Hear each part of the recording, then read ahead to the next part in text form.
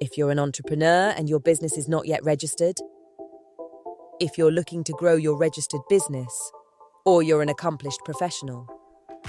Our Elevate program supports you with access to finance, access to markets, access to capacity building. Sign up now or refer a friend at ecobank.com/elevate. Elevate by EcoBank.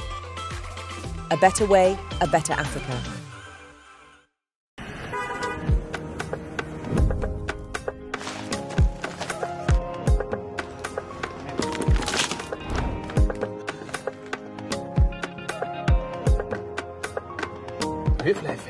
Sant yàlla.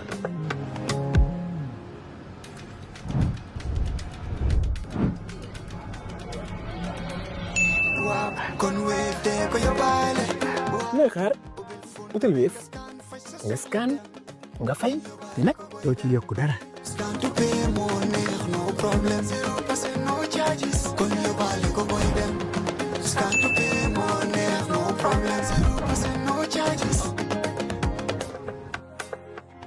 Jar Oil. The company have filling stations across the country, and our rates are relatively cheaper than anyone else across the country.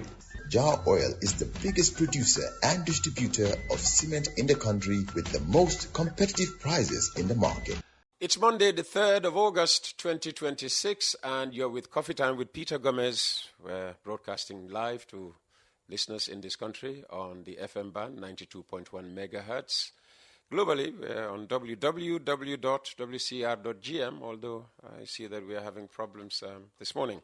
It's 11 minutes past 8 o'clock. Now, education remains one of the most important pillars of national development, and few institutions touch the lives of Gambians as directly as our schools. But in recent days, attention has turned to events surrounding the speech and prize-giving ceremony at Buduk Lower and Upper Basic School. Reports and allegations circulating in the public domain have raised questions about the selection of a guest speaker, the role of education officials, and subsequent administrative decisions affecting members of staff. Well, here on Coffee Time, our responsibility is not to amplify rumors or speculate on matters that have yet to be established.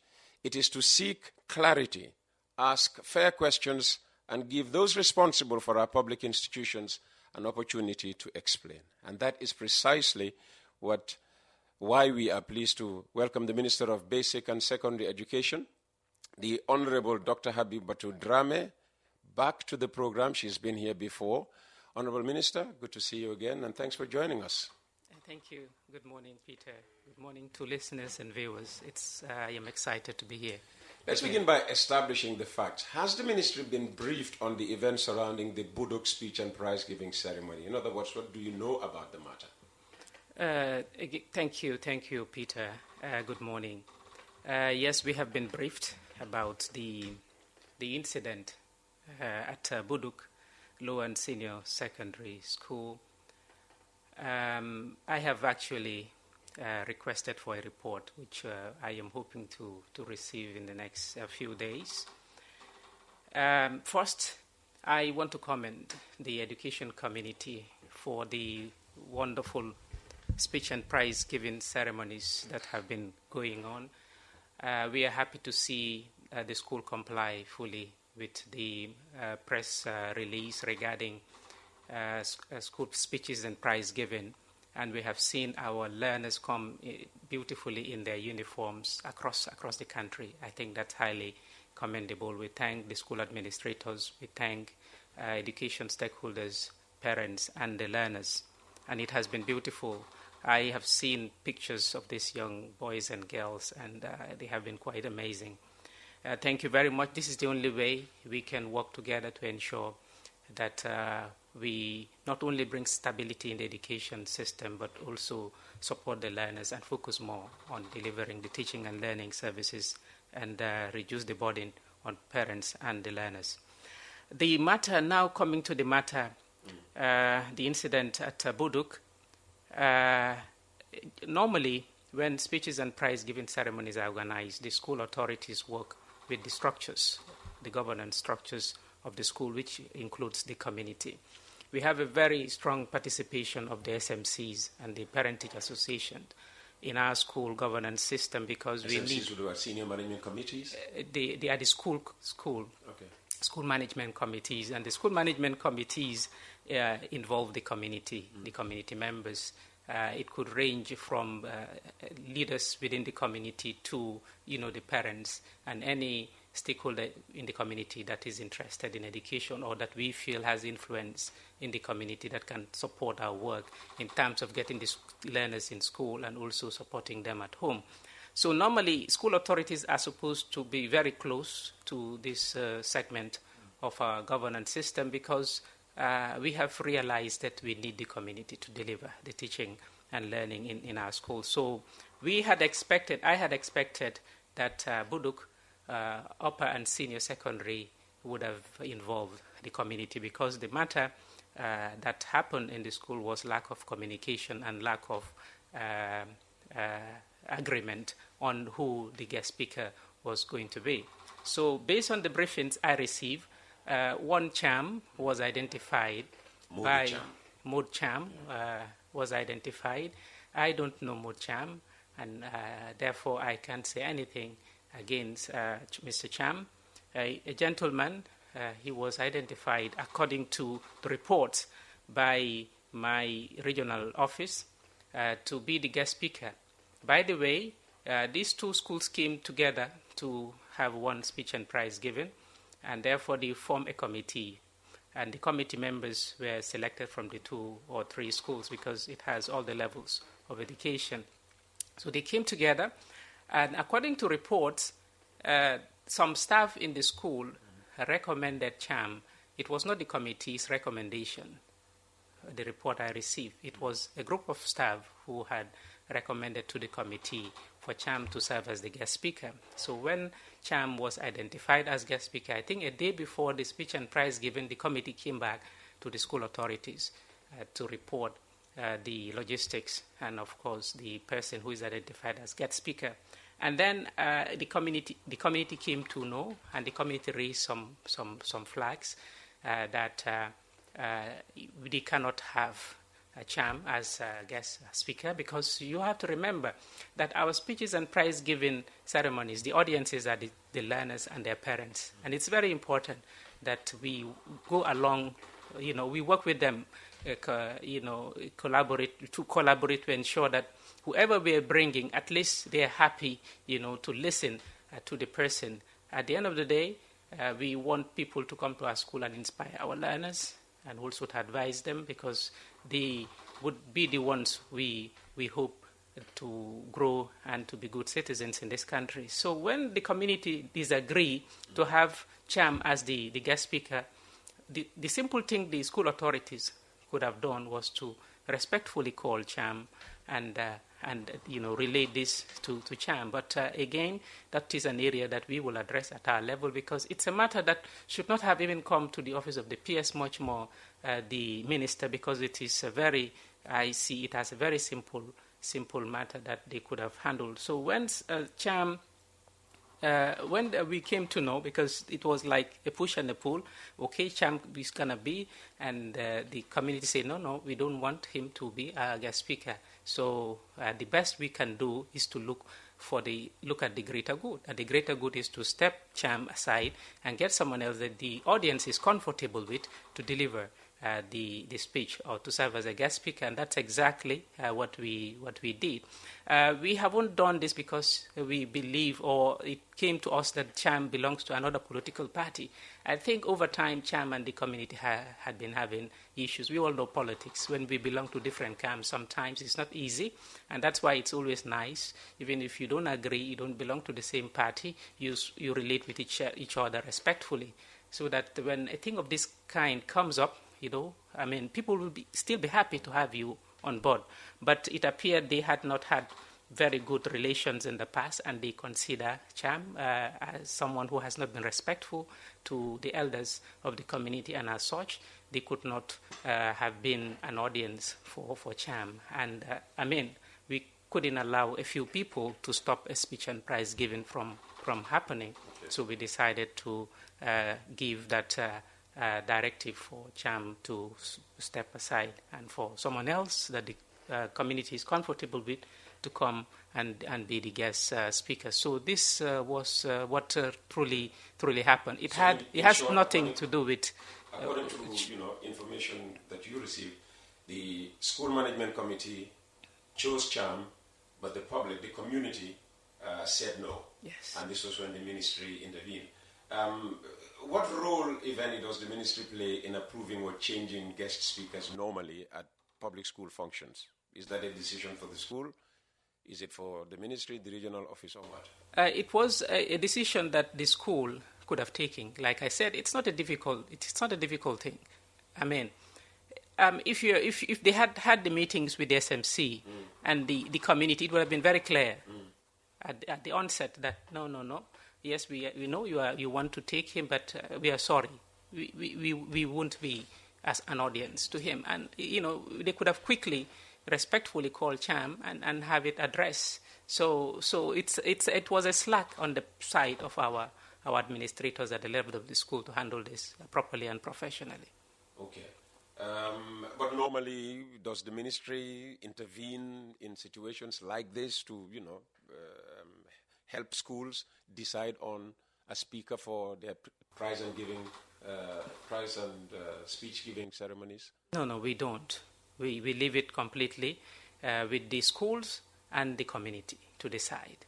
So since these speeches and prize givings started, the ministry at the level of headquarters has never intervened in the selection of speakers in the school. But we are very mindful, like we continue to tell our colleagues at the level of the schools to be careful, because we should not use the school premises as an avenue or sanctuary for political statement making or gains. So we encourage speakers coming to the school to inspire our learners and to help them to be better people in society. And would you say the action taken by your ministry would be consistent with ministry policy? It is indeed consistent with ministry policy, only that we had some lapses at the level of the school, because it would have been a thing to have addressed at the level of the school before even coming up to the headquarters. Indeed, as you rightly stated, CHAM is involved in politics. He's been on this platform a number of occasions. He's in opposition politics. What guidance does the ministry give school administrations on maintaining political neutrality? I keep telling everybody, and we are very firm on this. We are all politicians, but we know where to take our politics. When it comes to education, let's focus on delivering quality. Inclusive education, we have lots of challenges that as a sector we have directed reforms to address. So let's spend most of our time stressing that, and then we can have our political activities outside of the school premises. As long as the audiences in the school are learners, teachers, students, I encourage every school administrator and guest speaker to please focus on inspiring the learners rather than engage them in politics. We will not accept it in our school environment. If it's happening, we will stop it. If it wants to happen, we will not allow it. Had Modu Cham been someone else from the ruling party, Momodu Sabali, for instance, would the ministry have had any issue with that? Like I said, it's not a matter of the headquarters. Basically, if the community and the school authorities had agreed to have Mamadou Sabali as their guest speaker, we have no problem with that. In fact, if they had agreed to have Cham as their guest speaker, we wouldn't have any problems with that. I have seen opposition, vocal persons in our schools giving, serving as guest speakers. I think the recent one I saw was Nyawurulu, Mr. Nyawurulu. I think Koma is his last name. Mm-hmm. With respect, he did a great job, and we all know how vocal he is in the political space. So we definitely have no problems with that, as long as they can come in there and inspire the learners to be better people in society, instead of preaching politics or trying to score points using our platform. There are also reports, Honourable Minister, that some teachers may have been transferred following this controversy. Can you confirm whether any transfers have taken place? Actually, this time of the year or the month, we on the deployment of teachers. So, like I said, I have directed to get a report on the matter in totality, and of course, some foul plays occurred because, there was this information that was meant for the head teacher in terms of directing him on what to do, and the message was found on social media. That's highly unethical. We don't do that. You can't share information that is meant for internal consumption on a public space. There is no reason to prove a point. You are the leader of the school. If you are the principal, I think your staff should believe what you tell them, especially if it is a directive coming from the headquarters. So there was no need, truly, to share the information to prove a point. So we will address some of the gaps, really, that happen in the school and the lack of leadership that also eventually, came out, or we realized happened. So we will try to strengthen the school. We don't want such a thing to happen in the future. We therefore indulge everyone to play their part. And if they don't understand and don't know how to proceed, they can always consult the headquarters. So the issue of transfer, no transfer, movements, we are looking at it and we will address it appropriately.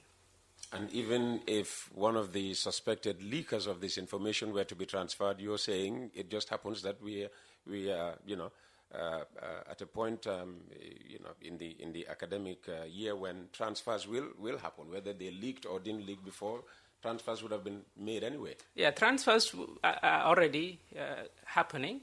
In fact, the people who leaked it, we won't only transfer them because, this is, like I said, it's lack of professionalism. You can't do that. It's not nice for people to leak message or information that are meant for the ministry internal use. So we will address it not only through transfer, through some other disciplinary means. And because I believe that we should all be ready to do this job.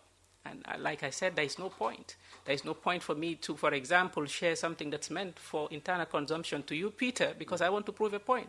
My position as a head in the school I should be enough. I should be able to say a thing and people believe that, yes, this is it, and that people follow the instructions. There are claims that teachers were warned against speaking to the media. What is the ministry's policy on employees communicating with journalists?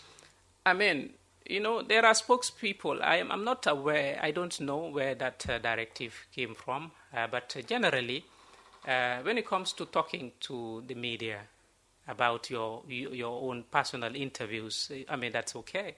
But when it comes to speaking to the media about the ministry, we should know because you're going on our behalf. So that's very important. So I don't know so on the what ministry basis. is not against employees of MOBSE speaking to the media, but the ministry should have been informed prior. On their personal capacity, I have no problem. But if they're going to represent the ministry, I want to know. We want to give them permission before they go to speak to the media about the ministry. Okay. Will the ministry now conduct an inquiry to establish exactly what happened in Buduk and make those findings public? Yes, that is already on the way. That has already started. So, like I said, probably this week we'll get the report. And, of course, we will take necessary actions. Because, the education community is a very critical one. And, we are very happy that when we started, everyone had been very supportive. And we have all seen some of the good, the good results coming out of this. So this is what we want to continue. And like I said, we are moving further. And now we should be focusing on the learner outcome and not on small things like who should be a guest speaker or not a guest speaker. Those are, insignificant in what we do. So we want everybody to concentrate on the bigger picture and not on small things like this. So, okay, there's an inquiry underway. When the report is submitted, will it eventually be shared with the public? Could Coffee Time call, for instance, Honorable Habibatu Drame again and say, well, let's come and talk about this report? Yeah, we can talk about it, but we won't want to share the report. But we can discuss the report. That's absolutely no problem. And what assurance can you give parents, teachers, and students that decisions affecting public schools are made on educational, not political grounds? Because a lot of people are reading anything and everything into this. Yeah, and I mean, we respect the perspectives of people. I mean, everyone will have their own view, and that's absolutely respected. But I want to assure parents and the education community that we are not here to favor anyone. I mean, I think people who know some of us or worked with us, yes, we are human beings. We are not prone to making mistakes, but we are here to do the best as possible. And that is to deliver the services of education in the most effective and efficient manner as possible. So because we work with other people, so it's obvious that sometimes these problems will come up. But when they come up, we will treat them with all fairness and ensure that we bring back sanity to the education system and also to deter its future occurrence. I think that's very important. We would not say that, okay, we will, of course, we will use the carrot and stick, but again, we will be very fair. We just want everybody to take this work very, very seriously and to fit properly in their roles. If you're a school head, you are an administrator, fit in your role.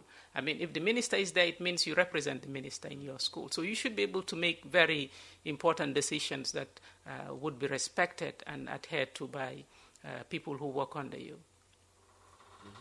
At the beginning of the school break, you famously appeared on a video trying to urge our young learners to enjoy their holiday, but to do so responsibly. Are you seeing that? And what does enjoying the holiday responsibly mean, according to Dr. Habibatu Darame? Yes, I think I am definitely seeing that. And I think learners who are used to the social media, some approach my daughter, and they showed my daughter the video, so you can see that a few of the learners who are acquainted with social media and with technology, the message has reached them. And message has reached many parents, because I met with parents and they are like, wow, that was good. So I'm hoping that they will help in the endeavor. I mean, the learners, the young boys and girls in this country are the future of this country. So I can't imagine us relenting in supporting the young boys and girls of this country. If we ground them at the foundational level, then as a country, we will say, yes, we have done a good job, because it will make Honorable Professor Gomez's job easy, and we see all the good things he's doing in this country. So the only way to help his job is to ensure that we prepare the students very well. So I want them to be responsible. Yes, it's August, it's a holiday time. I also want to take this opportunity to encourage the schools that want to engage in the summer sessions, to also be very mindful of the programs that they organize in the schools. So let it not be 100% academic.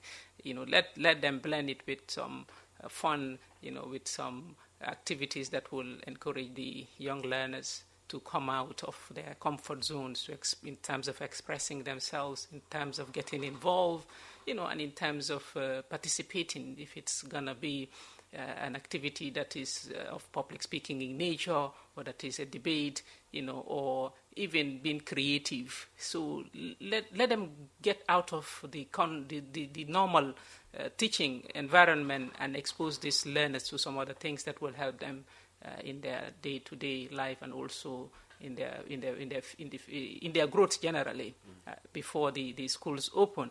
And let the learners be careful. I wish I can stop the learners from going to Senegambia without company. I was going to come to that to say, well, in speaking of activities, beach parties are popular, particularly so-called Sunday beach parties, and we know what has happened tragically, during some of these activities. What's your position on beach parties, Sunday beach parties in particular? Yeah, I mean, if they are going there, let them go with company. Let them go with people who can, look after them. I mean, of course, we all know all work, no play. Makes Jack a dull boy. Yeah, so for me, it's okay. I go to the beach also. I go with my kids to the beach, but just be careful. Just be careful. Do your best not to get in bad space. I think that's very important. Go with people you know that they are good, that they can, have your back. That's very, very important. And go, don't spend the whole day. I mean, you can spend most of the daytime there, but when the night is approaching, make sure you go home, because sometimes it's not easy and not safe. And it cannot be like every day. I mean, it's not easy. So let everybody be careful and be vigilant. Enjoy, but enjoy in a way that you can have control over, to ensure that your safety. Because I don't want to miss any learner in September. Everybody, by the grace of God, to come back healthy and in good spirit, to start the academic that's session. Everybody's wish, I would say. Some key decisions recently came from the ministry on graduation ceremonies, on extra payments being requested of learners and all of that. So what's the direction of MOBSE under Honorable Dr. Habibatu Drame? Where do you want to take the ministry? I mean, I think the mandate of the sector is very clear, but because we are a big sector, it has been very difficult. It has been very difficult to get everybody on the same page.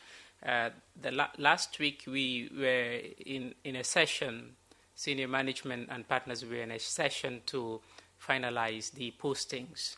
And I challenged the team, and of course myself as the minister, that come next year we will digitalize the whole process of posting. Here what we want to attain is to ensure that we are more efficient in posting, the posting of our teachers. At the moment, most of the work is manual. I mean, it's the regular traditional assignment of teachers from one school to the other. But if we're able to digitalize the system, we should be able to program the system in such a way that it knows that, for example, in St. Teresa's, we should be able to know the performances of our learners in St. Teresa's and be able to identify the caliber of teachers that should go to St. Teresa's to make it better.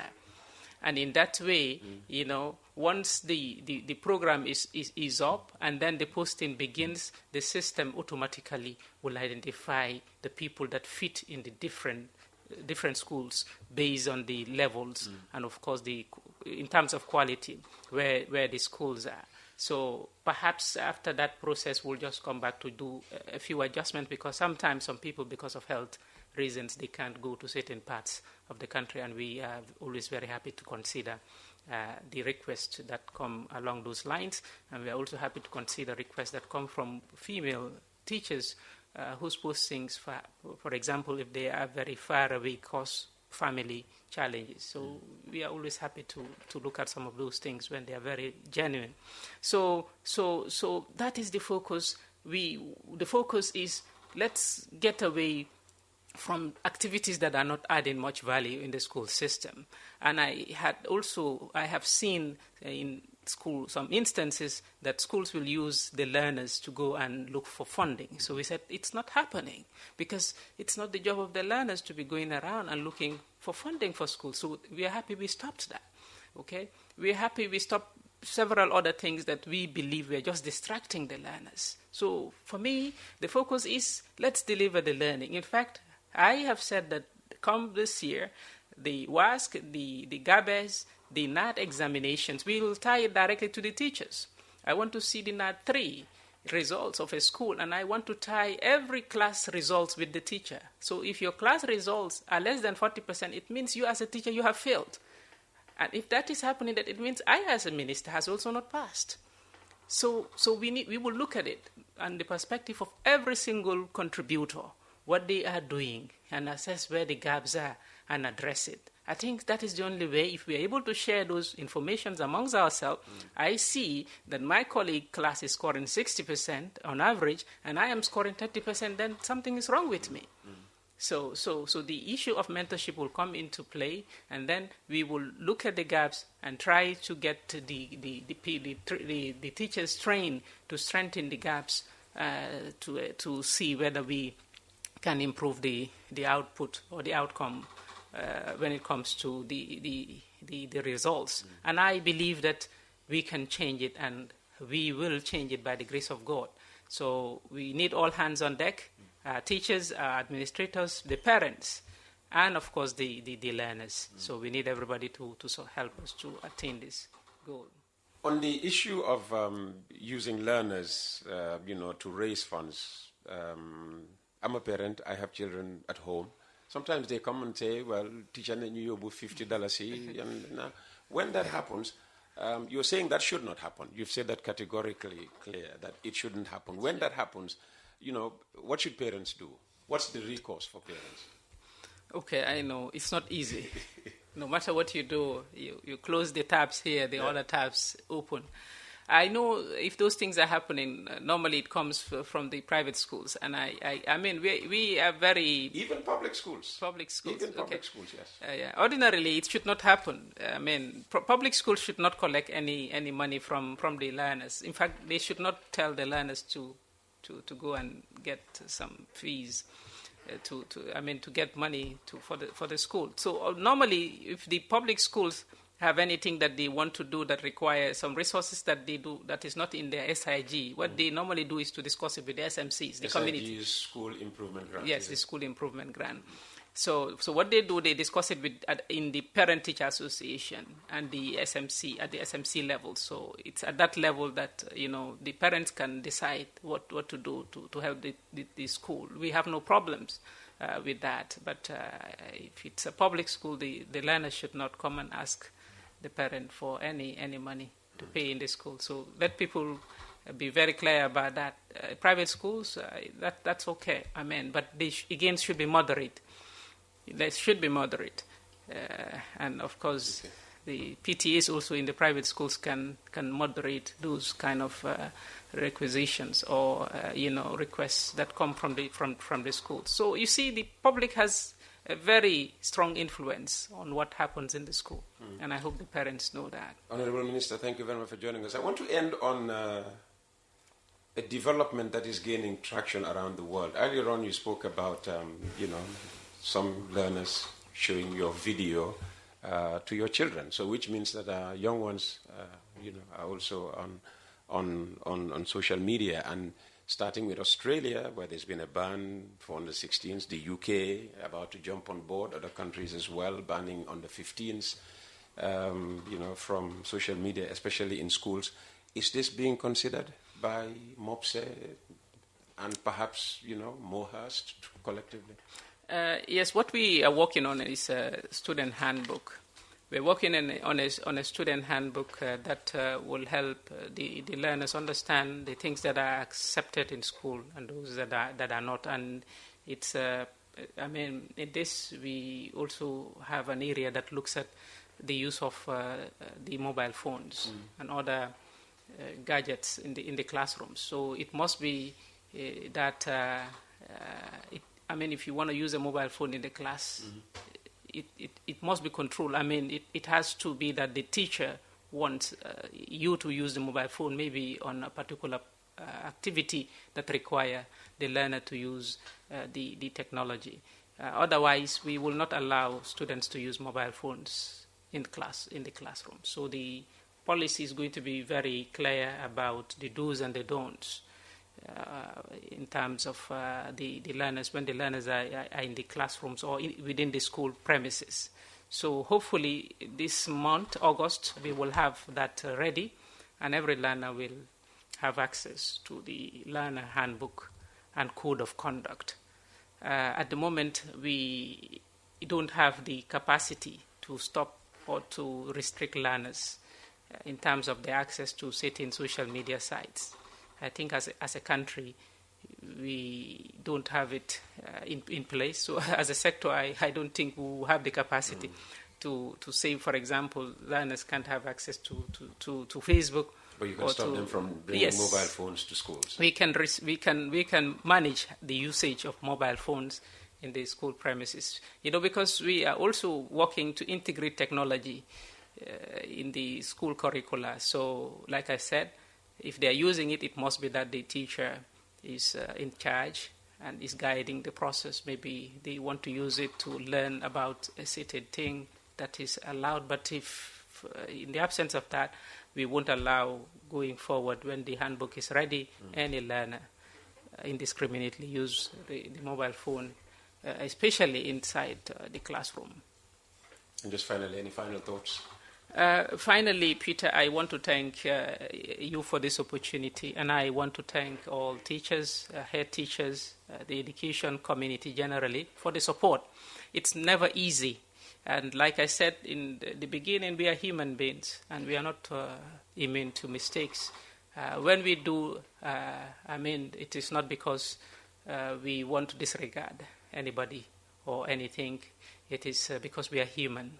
We are human beings, but we will continue to be very fair in the dispensation of this task or this role to ensure that we support our learners and support our education system so that we are able to deliver on all the points in terms of quality, in terms of discipline, in the areas of the infrastructure, in the areas of our teachers to be better and to be competitive around the world, and to also ensure that we integrate digital education to align ourselves with what is happening in the rest of the world. This is our dream, and I hope that everybody will come to join us in this journey to ensure that we do our best before our time ends. I want to take this opportunity to thank everybody. Thank you, Honourable Minister. Our sincere thanks to the Honourable Minister for Basic and Secondary Education, Dr. Habibatu Drame, for joining us on Coffee Time this morning and responding to the issues and concerns put to her during the past half hour or so. If you're an entrepreneur and your business is not yet registered, if you're looking to grow your registered business, or you're an accomplished professional, our Elevate program supports you with access to finance, access to markets, access to capacity building. Sign up now or refer a friend at ecobank.com/elevate. Elevate by EcoBank. A better way, a better Africa.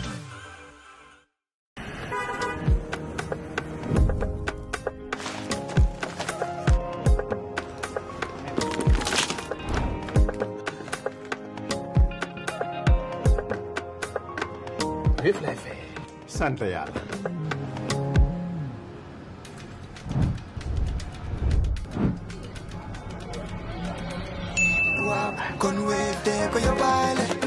looy xaar utal Wave nga scan nga fay te nag doo ci yokku dara.